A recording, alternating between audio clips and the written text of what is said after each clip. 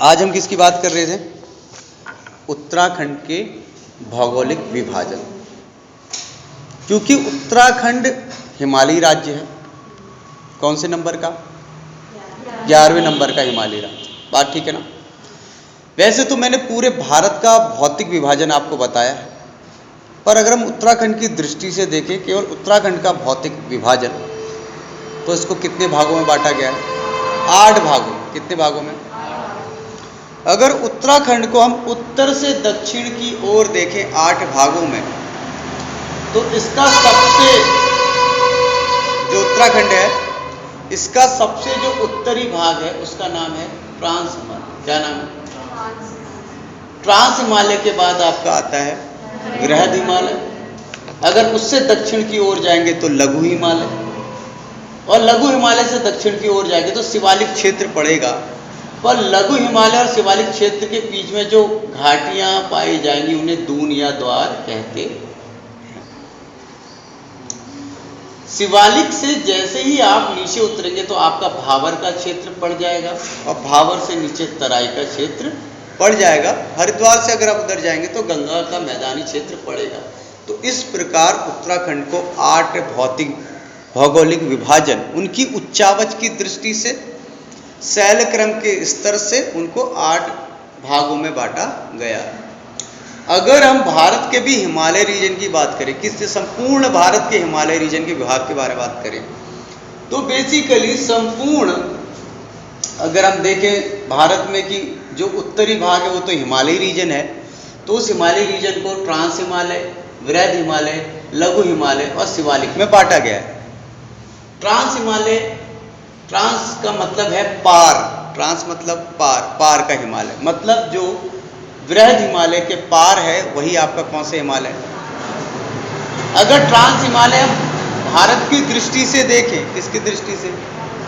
तो भारत में जो जम्मू कश्मीर का जो ऊपर वाला भाग है, जो यूरेशियन प्लेट का ही एक पार्ट है, इसको हम ट्रांस हिमालय कहते हैं। और इसमें 3 पर्वत श्रेणियां पाई जाती हैं, काराकोरम, लद्दाख और चास्कर।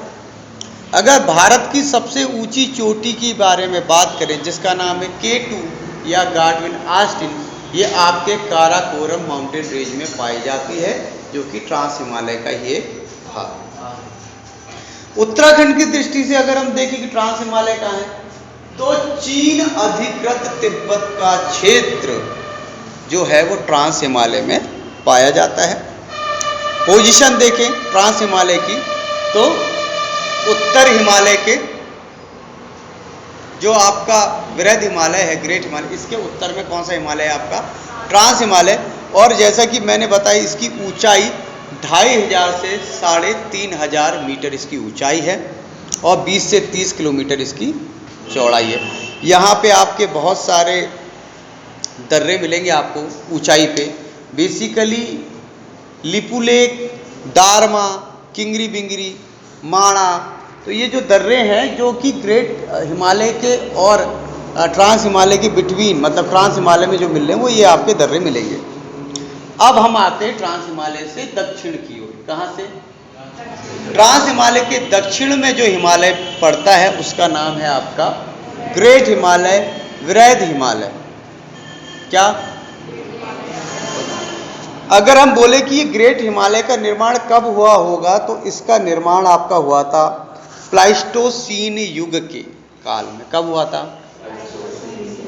इसके गर्भ भाग में ग्रेनाइट सिस्ट नाम की आग्नेय चट्टानें पाई जाती हैं, वहीं पार्श्व में इसके अवसादी और रूपांतरित चट्टानें पाई जाती हैं। ठीक है, यहाँ पे आपको जीवाश्म नहीं मिलेंगे, यहाँ पे आपको जीवाश्म नहीं मिलेंगे, क्योंकि यहाँ पे विशाल ग्लेशियर या हिमनद हैं, इसलिए यहाँ से हिमानियाँ और बर्फ की नदियाँ निकलती हैं। कहाँ से? ग्रेट हिमालय या वृहद हिमालय से। और यह 12 मास क्या रहता है? बर्फ से ढका रहता है। अगर हम बात करें तो यही वो क्षेत्र है उत्तराखंड का जहाँ सबसे ऊंची चोटियाँ पाई जाती हैं, और पूरे विश्व की भी अगर मैं बोलूँ सबसे ऊंची चोटी कहाँ पाई जाएगी हिमालय के कौन से क्षेत्र में, तो वो है आपका वृहद हिमालय एग्जाम्पल अगर हम देखें तो माउंट एवरेस्ट, जिसको तिब्बत में क्या बोलते हैं, क्या बोलते हैं? तिब्बत में बताया था ना मैंने, क्या बोला था? चोमुलुंगमा। और नेपाल में क्या बोलते हैं? सागर माथा। समझ रहे मेरी बात? तो ये कौन से हिमालय में है आपके? वृहद। और उत्तराखंड की भी जो सबसे ऊंची चोटी है नंदा देवी और कामेत। नंदा देवी की हाइट है 7,817 मीटर और कामेत की है 7,756 मीटर। ये भी आपके कौन से हिमालय में? वृहद हिमालय। बेसिकली अगर हमारे उत्तराखंड में वृहद हिमालय का विस्तार क्षेत्र देखा जाए तो पूरब में पिथौरागढ़, फिर चमोली और उत्तरकाशी तक क्या फैला हुआ है आपका? वृहद हिमालय।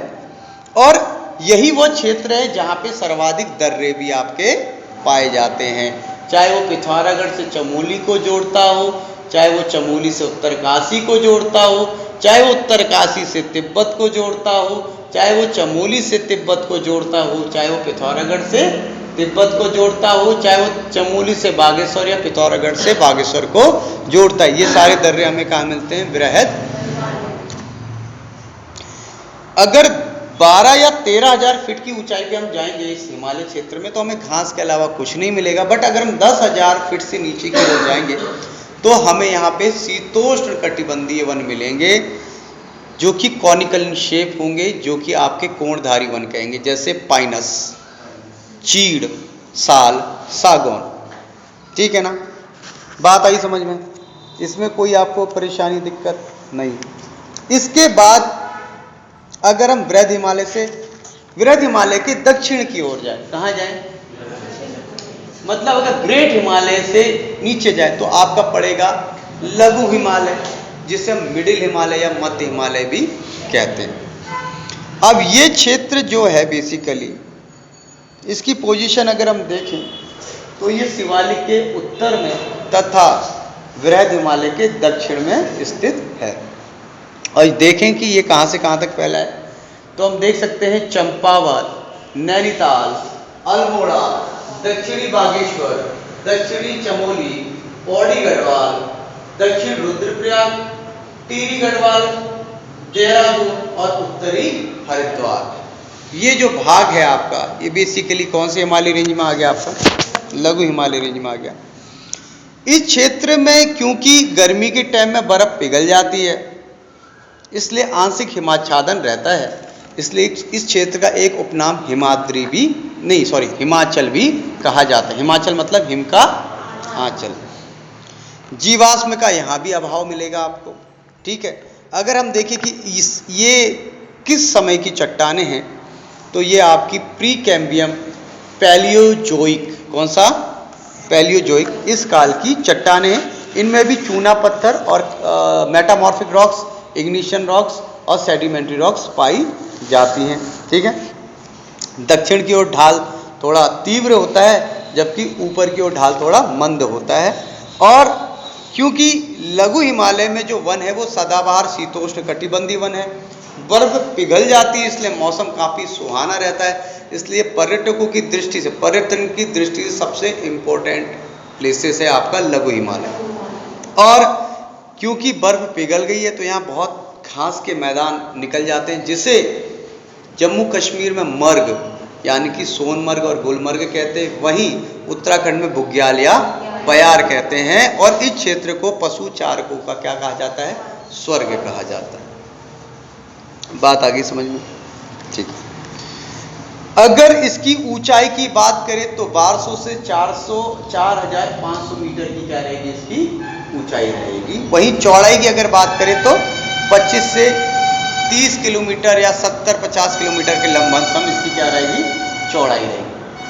अब लघु हिमालय से जैसे हम दक्षिण की ओर जाएंगे तो शिवालिक आएगा, परंतु शिवालिक और लघु हिमालय के बीच में पश्चिम में जो घाटियां पाई जाती हैं उन्हें दून तथा पूरब में जो घाटियां पाई जाती हैं उन्हें क्या कहा जाता है? द्वार, जैसे देहरादून और कोट द्वार। ठीक है? इन घाटियों से थोड़ा सा जब हम दक्षिण की ओर जाते हैं तो सबसे नवीन सबसे नवीन हिमालय जिसे फुट ऑफ द हिल्स या पर्वतों का पाद कहा जाता है, शिव की भोएं या शिव की अलग कहा जाता अर्थात शिवालिक कहा जाता है, जो कि सबसे नवीन वलित पर्वत है इस हिमालय में, जो किससे निर्मित है आपका सेडिमेंट्री रॉक्स या अवसादी चट्टानों से। और अगर इसकी ऊंचाई देखें हम तो 700 से 1200 मीटर की इसकी क्या है ऊंचाई है। भूस्खलन यहाँ पे ज़्यादा होंगे आपको पता ही है ना। और वर्षा भी अगर बारिश बोले यहाँ पे तो सबसे ज़्यादा शिवालिक में बारिश होती है 200 से 250 सेंटीमीटर। जैसे जैसे आप दक्षिण से उत्तर की ओर जाएंगे बारिश की मात्रा में क्या होती जाएगी, कमी होती जाएगी। बात आ गई शिवालिक। अगर हम बोले तो ये कौन से काल में ये चट्टान पर्वत श्रेणियां बनी है, तो मायोसीन से प्लिस्टोसीन के मध्य का जो समय काल था उस समय इस पर्वत श्रेणी का निर्माण हुआ है, जिसे हम क्या बोलते हैं शिवालिक कहा जाता है। क्या कहा जाता है, ठीक। अब थोड़ा सा और समझ लेते हैं। अगर प्रश्न पेपर में ये पूछता है कि ग्रेट हिमालय और लघु हिमालय एक भ्रंश या खड्डा किसके द्वारा अलग होता है, तो आप हमेशा याद रखेंगे कि ग्रेट हिमालय और लघु हिमालय MCT यानी कि मेन सेंट्रल थ्रस्ट के द्वारा क्या होता है, अलग होता है। अगर पेपर में प्रश्न ये पूछता है कि लघु हिमालय और शिवालिक किस खड्ड या किस भ्रंश के द्वारा अलग होते हैं, तो आप बोलोगे मेन बाउंड्री फॉल्ट के द्वारा लगाता है। पेपर में सबसे ज़्यादा ये प्रश्न पूछा जाता है ज्योग्राफी में, ठीक। क्योंकि हम शिवालिक पहुंच चुके हैं, अब देखते हैं शिवालिक से नीचे क्या होगा।